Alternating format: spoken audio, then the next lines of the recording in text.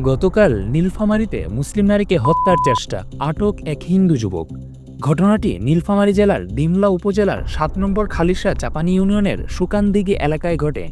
এক মুসলিম নারীকে ভুট্টা খেতে হত্যার চেষ্টার অভিযোগে হিন্দু ধর্মের এক যুবককে স্থানীয়রা আটক করে প্রশাসনের হাতে তুলে দেয়। এ ঘটনায় এলাকায় তীব্র ক্ষোভ ও চাঞ্চল্যের সৃষ্টি হয়েছে। স্থানীয় সূত্রে জানা যায়, ৪ সন্তানের জননী ওই মুসলিম নারী ভুট্টা খেতে ঘাস কাটছিলেন। এই সময় পেছন থেকে মুখে পলিথিন পেঁচিয়ে শ্বাসরোধ করে তাকে হত্যার চেষ্টা করে হিন্দু যুবক। এক পর্যায়ে নারীটি বাঁচার জন্য চিৎকার করলে আশেপাশের লোকজন ছুটে এসে তাকে উদ্ধার করে এবং অভিযুক্ত যুবককে আটক করে প্রশাসনকে খবর দেয়। পরে প্রশাসন এসে তাকে আটক করে নিয়ে যায়, তবে তার পরিচয় গোপন রাখা হয়েছে বলেও অভিযোগ করেছেন স্থানীয়রা। ঘটনাস্থলের স্থানীয়রা বলেন, এরা এমন সাহস পায় কোথায়?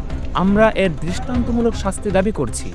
ভবিষ্যতে যেন ডিমলায় এ ধরনের জঘন্য ঘটনা কেউ ঘটাতে না পারে, সেজন্য সুষ্ঠু তদন্ত করে অপরাধীকে বিচারের আওতায় আনতে হবে।